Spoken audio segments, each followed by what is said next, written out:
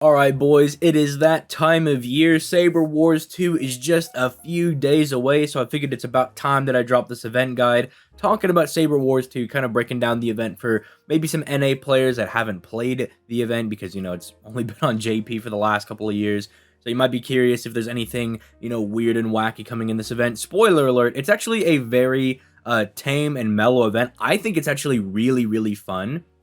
On top of bringing just a lot of good updates into the game in general and bringing a lot of very powerful servants into the game, I just think the way the event is structured is really fun. Basically, you could think of yourself as like a space cop, I guess. Like, you can kind of think of it that way. So like the story's kind of decent, and then you actually go around and you start like rounding up these like space criminals, right? Like the entire time. That's kind of how you progress as well. I just think overall it's a very fun event to play. I mean, you've got like a very decent mission ladder. You've got pretty decent rewards when it comes to the actual event shop. So like there's basically every mechanic is like in this event, but none of them are super crazy. Like the event ladder isn't Summer 3's event ladder where you have like 3 different ladders that are insane. It's just a normal, mission list, right? And it's not all that hard to do. But if you enjoy FGO content, I upload these videos every single day, and all I ask for in return is a like on the video and a subscribe to the channel. Your boy is on that road to 100K, and I need all the support I can possibly get there. So help your boy out, send him that support, and if you want to go that extra mile, you can click that join button to become a channel member, but I will settle for the like and subscribe. Now, let's go ahead and start looking at Saber Wars 2. I have like 50 billion tabs pulled up here, so let's go ahead and start off with some of the main info. So obviously, I think the first thing that I want to talk about is that we're going to be getting this new Mystic code. Pretty much, if you play the event, you will be getting this Captain Chaldea code for free. And I don't think it's the best Mystic code in the world, but it is decent. It's got like a very low EXP threshold. Like, it's pretty easy to level up. It's not like some of the original Mystic codes, in my opinion. So I think it's pretty easy to get it leveled up. You have like decent skills. Like this is just going to supercharge your NP damage. And then while this isn't like debuff removal, it is removing all of your bad offensive buffs. So essentially what this is supposed to do is it's supposed to give you a clean attack by removing any buffs that are hindering your offensive power. And then it's massively buffing up said offensive power. The 50% crit damage, again, nice for a turn. Although I wish they stacked something on top of it like this, because I do like how this is structured. I like the idea of massively buffing up your attack and removing any debuffs that might hinder your attack, but then just 50% crit damage for a turn is a little bit lackluster. And maybe I'm just a little greedy here, but I really wish this was 100% crit damage for one turn. I think this would have made this a bit more impactful, but still a pretty decent skill. And then finally, you just have an evasion built into here, so you have some method of survivability. So it's not bad, right? It's like a traditional good for harder content kind of Mystic code you can bring, but it's more offensive, right? So you can kind of look at the philosophy behind all of the different Mystic codes coming from the first one. The first one has a heal, it has an attack buff, and it has a dodge, right? This can kind of be seen as a variant of that that's a little more offensive, right? Because you're still getting the heal, the dodge, technically a debuff cleanse for your attack buffs, right? And then a massive NP damage buff, and then you're also getting crit buffs on top of all of that. So it's not bad, but not game-changing by any stretch of the imagination. But let's go ahead and start moving into how the event works. So basically, you need to get some of these Ahoges to start, progressing during the event. Some of you guys might remember this from the first Saber Wars event. Very similar to that, you need to get these Ahoges, and then you need to use those to get the wanted posters, and then go beat up some servants, and then, that's kind of how you progress the story. Basically, it's kind of like Saber Wars 1, just expanded on a little bit. They basically took that event, and they expanded on it just a little bit, so not super difficult. And you get these just from, completing quests, right? They're, technically, different drop bonuses and everything, like the other currencies, so it's not like you have to go out of your way to get it. So, actually, instead of going over bonus first, I actually do want to go ahead and cover what some of these different, bounty quests are like. So this is kind of what they're like. So I've picked out 2 that I just kind of thought were a little notable here, just to kind of show what they're like. Basically, these are mini boss battles, essentially. They're not super difficult. You should be able to get through them, but I did play through Saber Wars 2, the original one, with a brand new account, and some of these were a little difficult for me to get through. So if you are a newer player, make sure your friends list is, kind of popping to help you get through this. because I remember when I was a newer player on JP, this was a little hard for me to get through.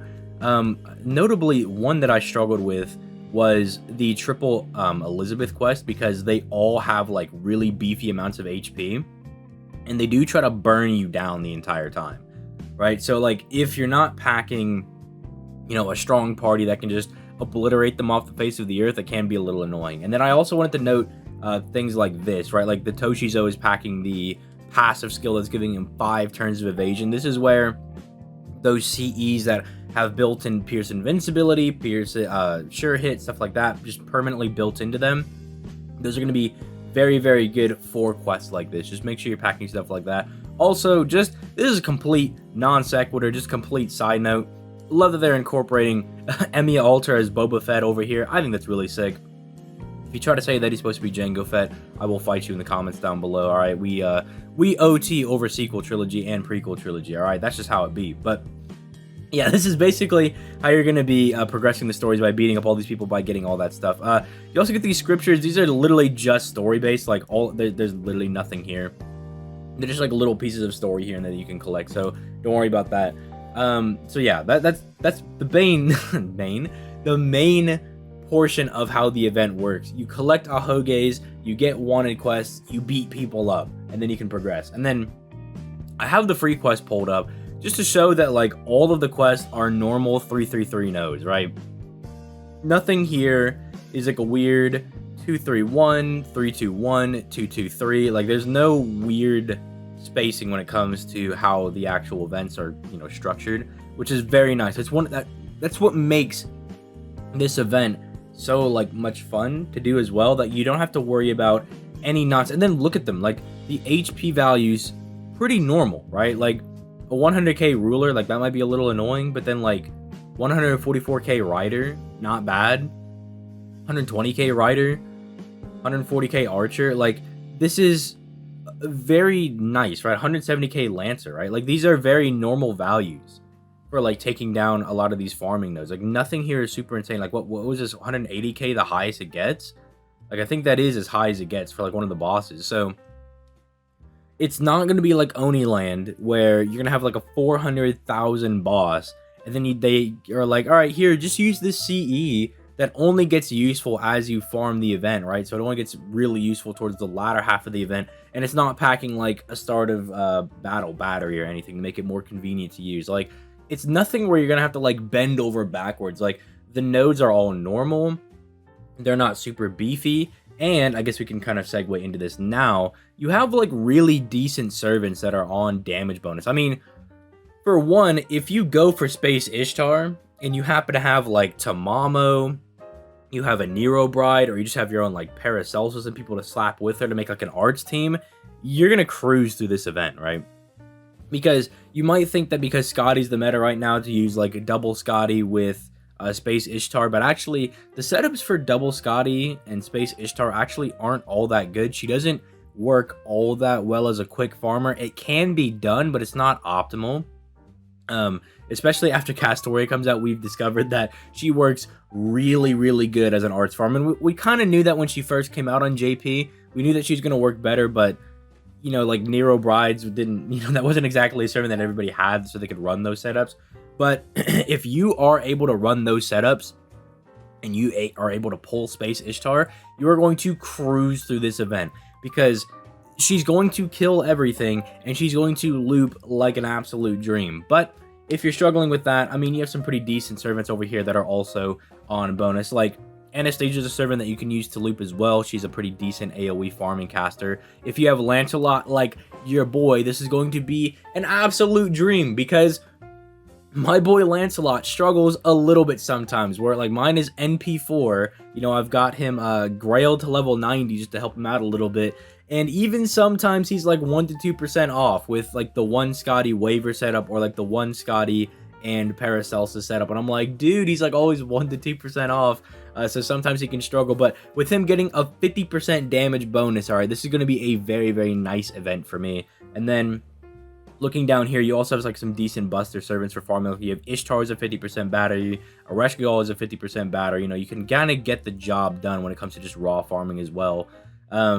Then also, notably, because there are a lot of, like, boss fights in here, right? So it's you know, if you're worried about, like, well, what about just not just farming, but what about fighting the event bosses and everything? Well, you have people like MHX Alter who already do a lot of damage, and now because they have a 50% damage bonus, they're going to be chunking a lot of the enemies in these fights. And because she's a berserker, you can bring her to anything. So notably, if you want to bring like Shang Yu over here, MHX Alter, if you want to bring MHXX, if you have her, they'll be pretty good. Just general bring to everybody, just beat down, smack down the bosses. If you happen to have gotten MHX over here, or again Space Ishtar, you know, you can just use them and pretty much chunk everything. I would say Calamity Jane, you could probably get away with bringing her to like a Lancer fight if you really wanted to. It's just not ideal, but that 100% extra damage mod is absolutely no joke. Plus Calamity Jane is pretty good. We'll talk about her in some of the following videos. But I mean, you also have people like Emiya Alter is pretty decent. Billy's very, very good as a free-to-play servant. You can definitely get a lot of mileage out of him if you wanted to use him.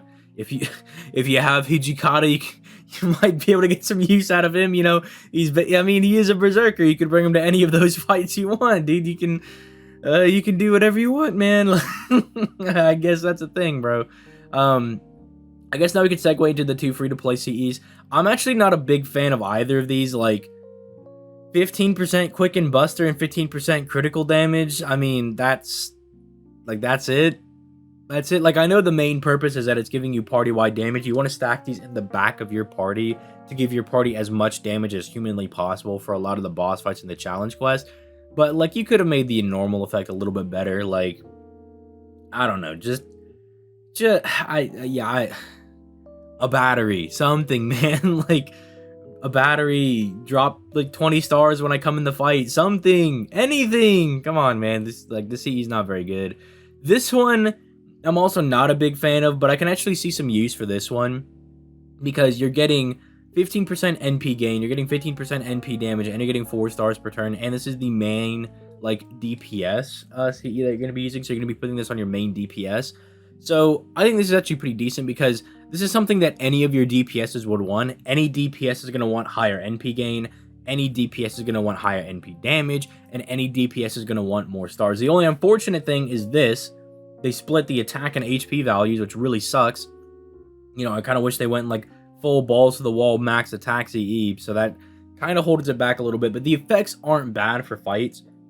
And if you're a free-to-play player and you're just starting off, this could be a good CE that you could use on some of your main servants for boss fights, right? If you're struggling, right? This could be something that you slap on them because all of these effects are just generally good and will help you out. So I do like that. Let's take a look at the command codes over here. So first off, we're getting the Ishtar command code. We're going to be getting a 25% buff to basically your buster crit damage because you can only put this on a buster card and then it'll get a 25% buff to the crit damage. So just a generally good card to put on any buster crit servant. I know I get this a lot where people are like, what, servant should I put said command code on? Well, for this one, literally any servant that you want to do buster crits with. You want to put, like, I could put it on Gil, I could put it on Jalter, Zerg Jalter, I could put it on, I don't know, Bedivere, like, why not? Like, let's give Bedivere some extra crit damage, right?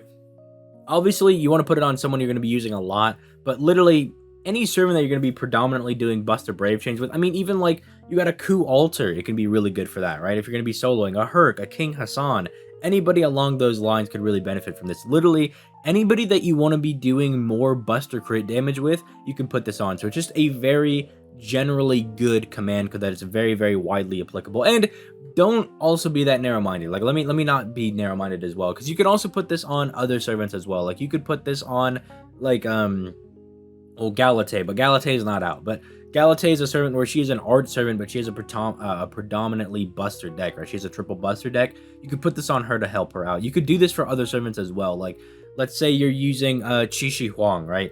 And you want his buster cards to be that much better when you're soloing. Even though he's technically an art servant, you could put this on him to make him even better, right? Because you want to do bigger buster crits with him. So I think that's pretty good. Very just generally applicable CE, right?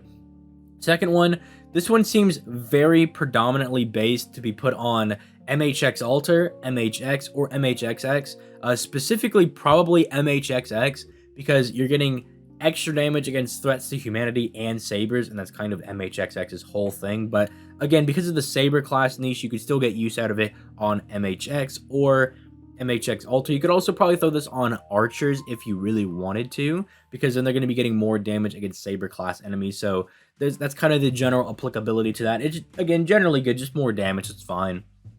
And then finally, you have the you have the token burn command code. When you attack, you do more burn damage. If you're one of those people that really likes the burn damage, because every time I bring it up and I'm like, no, I don't really like burn damage. As soon as I say that, everyone's like, well, I love the burn strategy. I think it's great. So, you know, if you like the burn, poison, stall strategy, by all means, slap this on your servant. For me, it's just not a strategy I really like. But I know those people that do like those strategies, or they're very reliant on them because they don't have like the greatest of boxes.